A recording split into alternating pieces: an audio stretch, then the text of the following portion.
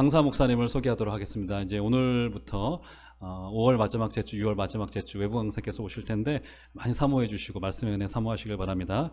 오늘 설교해 주실 분은 다른 것 없이 우리 이름과 저와의 인연을 말씀드리겠습니다. 우리 강대훈 목사님이시고 현재 계신대학교 신학대학원에서 우리 후학들을 지도하고 계신 분이세요. 저하고는 같이 영국에서 서로 꼬질꼬질할 때 만났다가 이렇게 종암동에서 다시 만나게 되리라고는 상상하지 못했습니다. 마태복음 전공이신데 마태복음 설교해 주실 때 큰 은혜 받으시길 바랍니다. 목사님 나오실 때 우리 할렐루야로 화답하겠습니다. 할렐루야. 반갑습니다. 한 10년 전에 런던에 계실 때 웨일즈로 가시는 길이었던 것 같은데, 그때 총신대 신학대학원 유웅열 교수님이라고 그분하고 이렇게 지나가시다가 저희 집에 오셔가지고 식사를 했어요. 제가 그때 박사 한 1년차, 2년차 아주 긴장할 때 같이 뵙고, 그 이후에도 저는 뵀는데 다시 만나게 돼서 반갑게 생각합니다. 오늘 우리 남전도회 현신 예배라는 이야기를 듣고 본문을 생각하고 정했습니다. 근데 와 보니까 다른 분들이 많이 계신 것 같아요. 조금 어떻게 해야 되나? 그래서 14장 마태복음 14장 이 본문, 우리가 읽은 이 본문은 제자들이 항해하는 중에 예수님을 만난 아주 단순한 이야기입니다. 우리 인생이 바다 위를 항해하는 것과 같다고 생각할 때 오늘 본문에서 예수님이 제자들을 만나신 이 장면이 우리에게 힘을 주고 또 우리가 믿고 있는 예수님이 어떤 분인가 생각할 수 있는 복된 시간이라고 생각됩니다. 예수님이 제자들을 바다 위에서 두 번 무엇을 가르치시는데, 오늘은 이 두 번째 장면입니다. 마태복음 8장을 보면 제자들과 예수님이 바다 위를 항해하고 있을 때 풍랑을 만나서 예수님이 풍랑을 잠잠케 하신 사건이 있었습니다. 제자들이 그것을 경험하고 나서 두 번째 이제 바다 위에 있습니다. 신앙생활을 하는 목적이 무엇인가? 복음서에서는 예수님이 누구신지를 아는 것이다, 이렇게 이야기하고 있습니다. 심지어 요한복음은 예수님이 하나님의 아들인 것을 고백하는 것이 요한복음을 기록한 목적이다 라고 이야기를 하고 있습니다. 우리가 예수님을 하나님의 아들로 고백하는 것, 그것이 복음서를 기록한 목적입니다. 그러면 언제 제자들이 예수님을 하나님의 아들로 고백하게 되었는가? 바로 바다 위에서 제자들이 고백했습니다. 흔히 사도 베드로가 가이사랴 빌립보에서 예수님을 하나님의 아들로 처음으로 고백한 것으로 생각할 수 있습니다. 그러나 제자들은 바다 위에서 이미 예수님을 하나님의 아들로 고백하게 되었습니다. 예수님이 오병이어로 5,000명을 먹이신 이후에 제자들을 바다 건너편으로 가도록 보내셨습니다. 거기에 있던 무리를 다 보냈습니다. 왜냐하면 당시 사람들은 예수님이 백성의 악 문제, 정치적인 문제를 해결하러 오실 것으로 기대했기 때문에 예수님이 이스라엘의 빵 문제를 해결하러 오신 분이 아니라 온 인류의 해방을 위해서 오셨기 때문에 그러한 정치적인 꿈을 갖고 있는 사람들을 다 돌려보냈습니다. 그리고 예수님이 기도하고 계셨습니다. 그 사이에 제자들은 바다 위에서 큰 풍랑을 만났습니다. 바다에 지진이 일어나서 바다 물결이 제자들을 덮치려고 했습니다.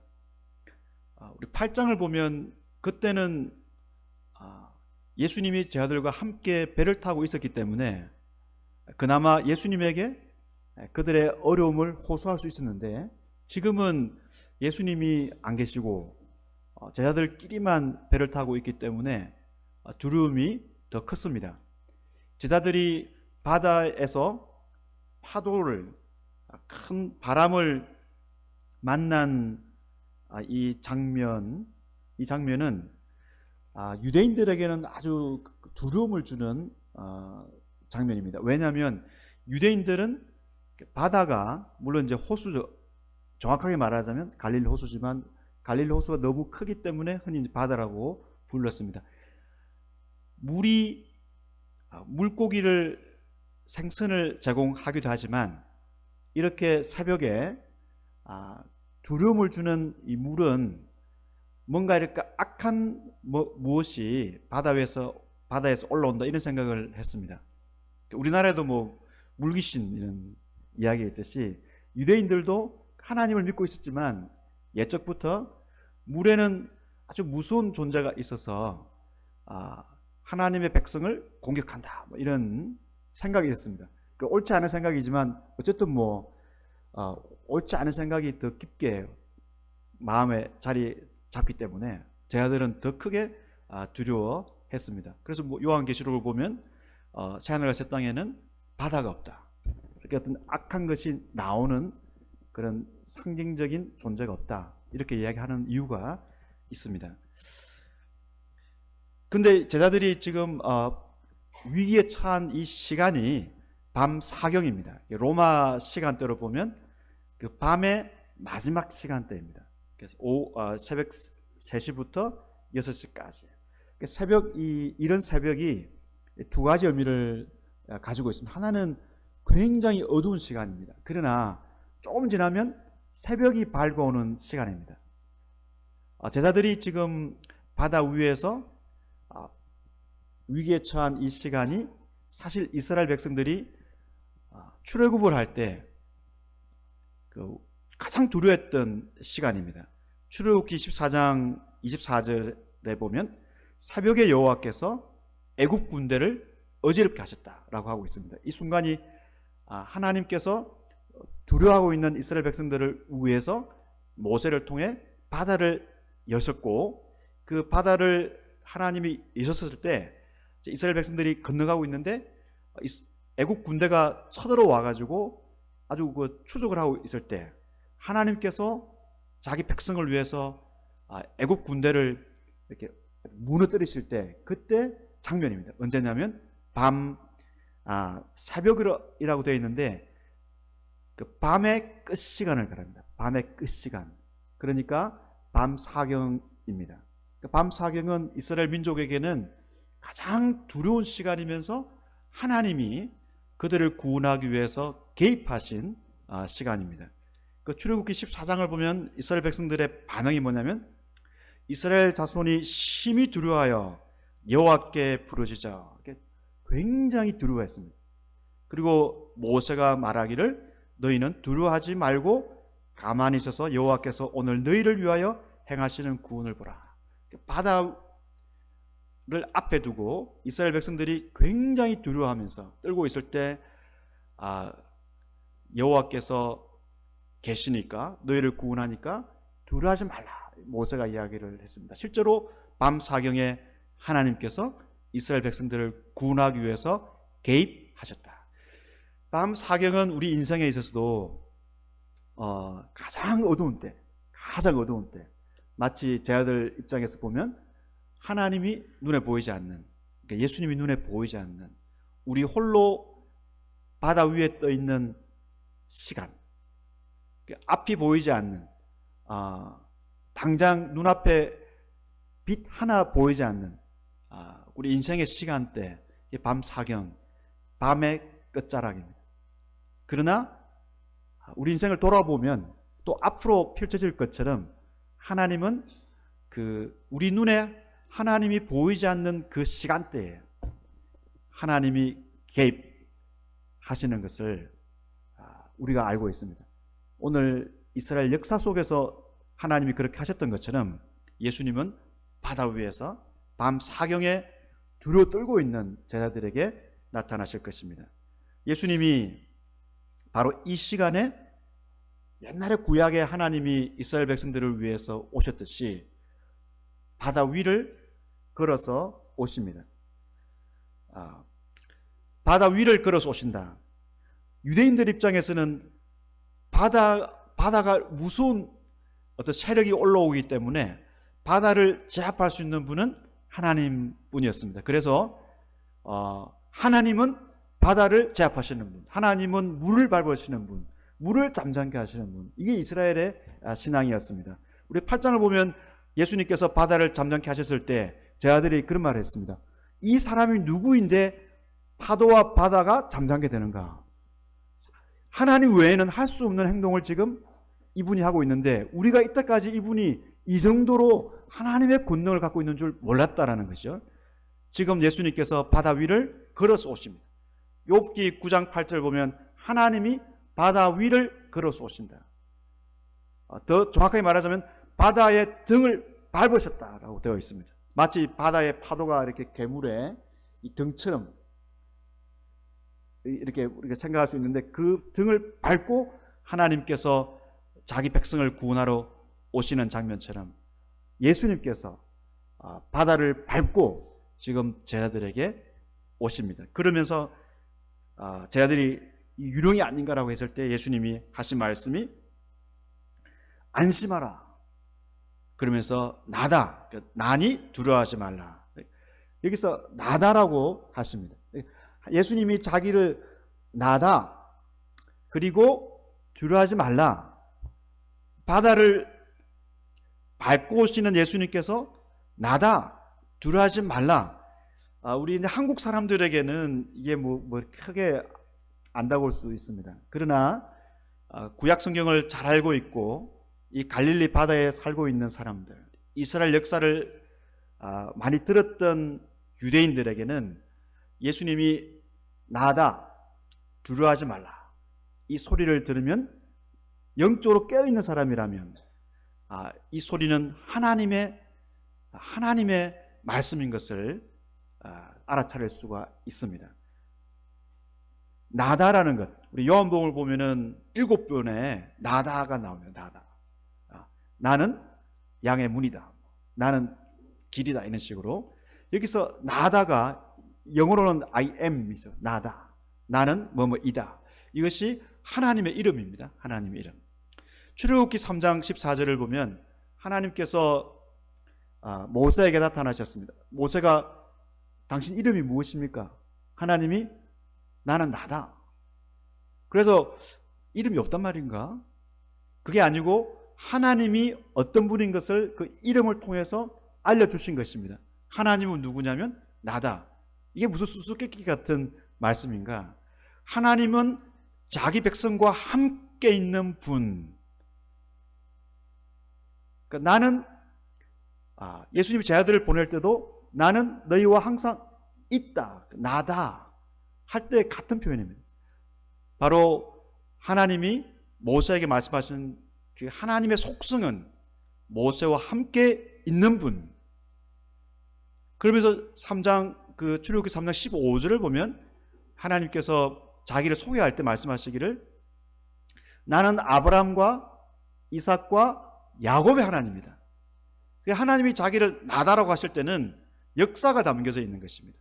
나는 아브라함과 함께 있었고 이삭과 함께 있었고 야곱과 함께 있었고 예수님 말씀에 따르자면 지금도 그들과 함께 있는, 그들이 죽지 않고 지금도 아브라함과 함께 이삭과 함께 야곱과 함께 있는 그 하나님. 그래서 하나님이 자기를 나다라고 하셨을 때는 역사가 있는 것입니다. 과거에 이스라엘 족장들의 인생에 개입하셔서 그들이 흑암 가운데 어둠 가운데 두려워하고 있을 때 그들에게 나타나셔서 하나님이 그들과 함께 있는 것을 보여주셨고 그렇게 구원을 해주셨습니다. 그와 같이 하나님이 이스라엘 역사 속에서 나타나실 때마다 나다, 두려워하지 말라 이렇게 나타납니다. 이스라엘 백성들이 바벨론이라는 거대한 제국에 포로로 끌려갔을 때 하나님 모세를 통해서 이스라엘 백성들을 구원해 주실 것을 약속하셨습니다. 그때 하나님께서 이사야서의 여러 40장 이후에 반복해서 하신 말씀이 바로 내가 바로 그다. 예를 들어서 이사야 41장 4절을 보면 내가 그니라. 내가 그니라. 이것도 뭐냐면 우리 영어로는 I am이에요. 나다. 그러니까 내가 누구냐면 과거에 이스라엘 족장들 아브라함과 이삭과 야곱을 아시고 그들의 인생에 개입하셔서 그들을 구원하셨던 분, 모세에게 나타나셔서 모세와 함께 하심으로써 그를 통해서 이스라엘 백성들을 구원하신 분, 지금 이스라엘 백성들이 포로 가운데 있지만 그들과 함께 하시는 분, 내가 바로 그다, 나다. 이거는 하나님이 그 말씀을 하시는 것이 아니고 하나님이 그 말씀을 하실 때 이스라엘 백성들을 구원하신다는 거죠. 그때 이스라엘 백성들은 두려워하고 있고 하나님은 두려워하는 백성을 위해서 나다. 다른 말로 하면 여호와죠. 여호와. 여호와가 뜻이 바로 나다라는 것입니다. 그래서 내니 두려워 말라. 나다 두려워 말라. 이거는 이스라엘 백성들 속에는 가장 두려워하고 있을 때 하나님이 역사에 개입하셔서 그들을 구원하셨을 때에 하시는 말씀이죠. 여러분, 이거를 제자들이 눈치를 챌 수 있었을까요? 예수님이 나다 두려워 말라. 칠흑 같은 어둠, 애굽의 통치에 430년 동안 고통을 겪다가 드디어 탈출을 했다고 믿었는데 거대한 바다가 앞에 가로막혀서 두려워 떨고 있는 그들에게 하나님이 나타나셔서 두려워하지 말라. 그 하나님의 권능을 가지고 예수님이 오셨다는 것을 제자들이 알아차렸을까요? 베드로가 알아차렸습니다. 우리가 이제 베드로가 주로 충동적이고 좀 이렇게 무식하고 막 그렇게 이제 잘못 인식이 되어 있습니다. 사실 베드로의 신앙이 구약의 아브라함과 같은 정도의 믿음을 가지고 있는 것입니다. 그래서 베드로는 다른 제자들보다 영적으로 가장 깨어 있어서 베드로가 첫 번째 수준의 제자로 예수님이 늘 인정을 해 주셨습니다. 베드로가 예수님을 향해서 말합니다. 주님, 만일 주님이시거든 나를 명하셔서 물 위로 오라 하소서. 그러니까 하나님만이 물 위를 걸으시는데 베드로가 예수님이 저곳에서 그 파도를 밟고 계신 것을 보고 예수님께 부탁을 했습니다. 예수님이 오라.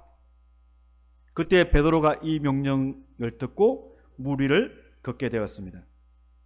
베드로는 어떻게 해서 예수님의 존재를 이렇게 구약의 하나님과 같은 권능을 갖고 있는 분으로 알게 됐을까요?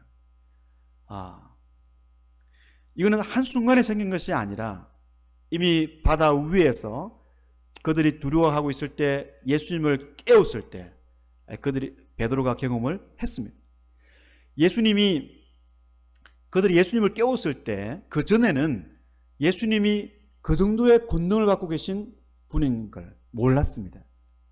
그러나 예수님께서 바다를 잠잠케 하신 것을 보면서 이분이 단순히 사람이 아니구나, 그러니까 하나님이시구나라는 것을 생각을 하기 시작했습니다. 이가 누구이기에 바다를 잠잠케 하는가? 정말 어떻게 바다를 제압할 수 있는가? 이는 사람이 아니다. 그렇게 생각을 하다가 예수님께서 바로 좀 더 장면을 가보면 제자들이 듣도록 기도를 하십니다. 11장 끝에 보면 이것을 깨닫게 하신 것은 하나님의 뜻입니다. 어린아이와 같은 사람들에게 깨닫게 하신 것, 이 하나님의 뜻입니다. 그러면서 예수님이 하나님을 부를 때 아버지, 나의 아버지라고 부릅니다. 유대인들이 역사상 한 번도 하나님을 기도할 때 나의 아버지 이렇게 부른 적이 없습니다. 하나님이 유대인들의 아버지인 것은 유대인들이 잘 알고 있죠. 그들의 신앙이었습니다. 그러나 그 두려운 이름을, 그 두려운 하나님을 기도할 때 나의 아버지라고 부른 사람이 없어요. 그건 뭐 학자들이 이때까지 수많은 연구를 해봤는데 아직 어떤 문서에도 하나님을 나의 아버지라고 부르면서 기도한 사람을 찾지를 못하죠. 그런 문서가 아직은 없습니다. 찾으면 유명한 학자가 되겠죠. 찾을 수가 없습니다. 예수님이 유일하게 처음으로 하나님을 내 아버지라고 부르면서 기도한 분입니다. 예수님이 제 아들에게 들려주셨어요. 그 기도를. 우리 공감복음서에 보면은 예수님이 기도를 길게 하시면서 들려주시는 장면이 두 가지인데 바로 그 장면하고 겟셋마네 기도입니다. 겟셋마네 기도에서도 예수님이 그 절박한 가운데서도 하나님을 내 아버지라고 부릅니다. 그러니까 이 세상에 하나님을 내 아버지라고 부를 수 있는 존재가 없는 것입니다. 그래서 제 아들은 이분이 바다를 잠잠케 하신 이후에 누구이기에 하나님을 자기의 아버지라고 부르는가? 자기 아버지라고 부르는가? 이분이 정말 하나님의 아들이 아닌가라는 생각을 했겠죠. 예수님이 다시 한번 바다를 밟고 오시는 장면을 경험하면서 베드로가 바로 이 예수님이 그런 하나님의 아들이다. 그래서 예수님이 기도하셨을 때 수고하고 무거운 짐진 자들아 다 내게로 오라. 내 멍에는 쉽고 가벼우니라고 제 아들을 초대하시고 사람들을 초대하셨습니다.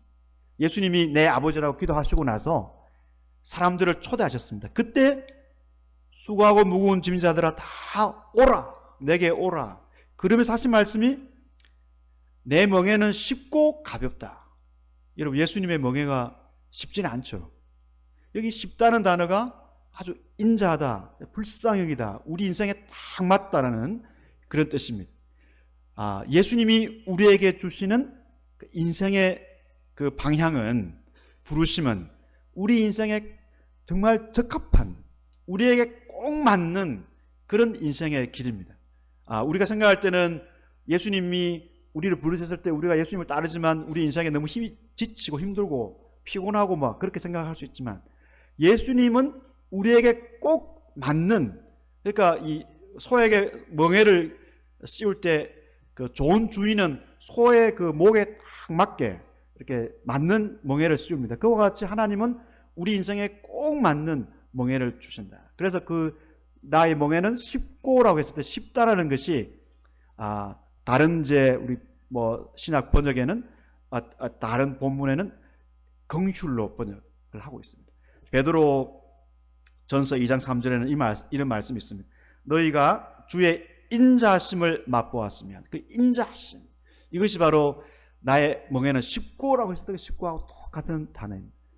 예수님이 베드로와 제 아들을 향해서 수고하고 무거운 짐진 자들아 다 내게로 오라 하셨을 때 약속하신 것은 내 멍에는 쉽고 내 멍에는 즉 인자한 긍휼의 멍에다. 예수님께로 가는 것이 베드로와 제 아들의 인생에 있어서는 가장 안전한 것입니다. 예수님께 가는 것이 안전하고 예수님께 가는 인생이 가장 그 하나님의 긍휼을, 인자를 경험할 수 있는 길입니다. 배 안에는 예수를 따르는 제 아들이 타고 있기 때문에 안전하게 보일 수 있지만 그러지 않습니다. 배는 그 배 안이 지금 파도 앞에서 이게 휘청하고 있기 때문에 사람들이 다 죽을 것 같습니다. 제가 그 신학대학원 다닐 때 대구에서 그 용인으로 매주 이렇게 버스를 타고 왔다 갔다 했는데 그 전도사들이 이제 40명이 타고 있습니다. 우리는 안전하다. 주의 종 후보들이 40명이 타고 있기 때문에. 그런데 제가 2학년 1학기 때 큰 사고가 났습니다. 큰 사고가 나서 이게 버스가 이렇게 휘청휘청하다가 그 휴게소에 이제 세우고 경찰이 오고 난리 났었어요. 그 이후로 제가 이제 카풀을 했습니다. 40명이 타도 불안하구나. 그러니까 예수를 믿는 사람들이 40명 타다고 해서 이게 안전한 것이 아니다.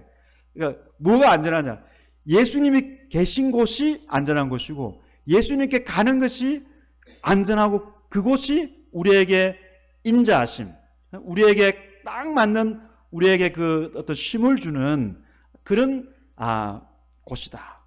우리가 생각해 볼 수 있습니다. 예수님께서 계신 저 바다 위가 제 아들이 봤을 때는 가장 불안하고 흔들리고 정말 무서운 곳이지만 예수님이 계시는 저곳이 가장 안전한 거죠. 내게로 오라. 이 자기 예수님을 따르는 사람들이 있는 이 배 안보다도 더 안전한 것입니다. 베드로가 그걸 깨달은 것입니다. 그래서 예수님이 오라 하셨을 때 베드로가 기꺼이 갔습니다. 이것이 바로 베드로가 어느 정도의 예수님에 대한 신뢰를 했는가를 보여주는 내용입니다. 그런데 베드로가 말씀을 믿고 예수님께 갔을 때는 예수님과 함께 안전하게 있었지만 곧 바다에 파도가 닥쳐 오는 것을 보고 물에 빠지게 되었습니다. 예수님의 그 말씀을 의지하던 믿음이 떨어지고 파도가 더 크게 보였습니다. 왜 믿음이 떨어졌냐면 눈앞에 보이는 파도가 자기를 덮칠 것 같은 그 두려움이 생겼기 때문에 떨었습니다. 이 장면은 시편 69편에 있는 장면과 비슷합니다. 제가 한번 읽어보겠습니다. 시편 69편. 하나님 나를 구원해 주십시오. 목까지 물이 찼습니다. 발붙일 곳이 없는 깊고 깊은 수렁에 빠져들어갔으나 큰 물결이 나를 덮습니다. 목이 쉬도록 부르짖다가 이 몸은 지쳤습니다. 눈이 빠지도록 나는 나의 하나님을 기다렸습니다. 바다 위에서 빠져들어가는 사람들이 본능적으로 하나님을 믿고 있는 사람들이 하는 소리는 이런 것입니다. 하나님 나를 구원해 주십시오. 이 몸이 지쳤습니다. 이제 표준세 번역입니다. 눈이 빠지도록 나는 나의 하나님을 기다렸습니다. 베드로가 여기서 할 수 있는 한마디 소리는 주여 나를 구원하소서. 위기에 처한 사람들이 무슨 장황한 기도를 할 수 있겠습니까? 여러분도 이렇게 임박한 그런 정말 그 어려움 속에서 우리 가족 중에 누가 갑자기 사고를 당했거나 또 내 인생에 갑자기 큰 어려움을 만났을 때 무슨 장황한 기도가 설명이 나오겠습니까? 그냥 주님 좀 살려주십시오. 베드로의 소리가 주님 나를 구원해 주십시오. 이것은 믿음의 항해를 하는 사람이 겪는 인생의 절박함입니다. 인생의 절박함 속에서 하나님을 믿고 있는 사람이 할 수 있는 소리는 행동은 딱 하나. 주님 내가 빠져들어가고 있으니까 나를 구원해 주십시오. 그때 예수님께서 즉시 베드로의 손을 잡고 베드로를 살려주셨습니다. 그리고 나서 말씀하셨습니다. 믿음이 작은 자야 왜 의심하느냐. 이 믿음이 작다는 단어는 마태복음에만 나옵니다. 누가복음에 한번 나오긴 하는데 대부분 다 마태복음에 나오는 단어입니다. 이 믿음이라는 단어는 신뢰를 가리킵니다. 마태복음에 나오는 믿음은 신뢰입니다. 예수님을 신뢰할 때 믿음이 크다라고 이야기하고 있고 예수님을 신뢰하지 않을 때 또는 하나님을 신뢰하지 않을 때 믿음이 작다 이야기합니다. 예수님께서 이 말씀 많이 하시죠. 공중에 나는 새를 보라. 하나님이 다 먹이시는데 하물며 너희일까 보냐. 그때 하신 말씀이 믿음이 작은 자들아. 제자들은 믿음이 있습니다. 그러나 믿음이 언제나 커졌다가 작아졌다. 그래서 이 스마트폰의 그 배터리가 올랐다가 내려갔다 하는 것처럼 우리 인생이 물론 배터리는 이제 방전이 됩니다. 그러나 우리는 이제 인생에서는 믿음이 방전되지는 않아요. 믿음이 방전되지는 않는데 믿음이 커졌다가 작아졌다가 이렇게 베드로처럼 폭풍이 몰려오는 걸 보면은 믿음이 작아지고 예수님 말씀을 의지하면 믿음이 커지고 이렇게 왔다 갔다 올라갔다 내려갔다. 예수님 말씀하시기를 믿음이 작은 자요. 왜 믿음이 작았느냐. 다시 말해서 왜 신뢰를 했다가 바람을 보고 신뢰심이 떨어졌느냐 말씀하십니다. 근데 예수님께서 베드로를 이렇게 먼저 살려주시고 이 말씀을 하셨습니다. 이 순서가 중요합니다. 예수님이 베드로를 보고 나를 믿어야지.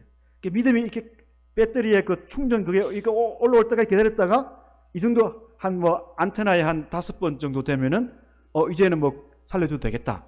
그래서 예수님이 살려준 게 아니고 예수님은 그 외마디 음성에 손을 내밀어서 살려주고 나서 그 다음에 믿음이 왜 작았느냐라고 말씀하십니다. 우리의 인생에도 예수님이 우리가 예수님이 눈에 안 보이고 또는 우리의 어려움이 너무 커질 때 그때 우리가 외칠 수 있는 소리는 뭐겠습니까? 우리가 외칠 수 있는 소리는 우리가 죄를 짓고 약함이 있고 그런 이야기도 많이 할 수 있지만 우리 목에서 나오는 소리는 주님 내가 죽게 되었습니다. 나를 구원해 주십시오. 그때 예수님이 하시는 방법은 우리를 구원해 주는 것입니다.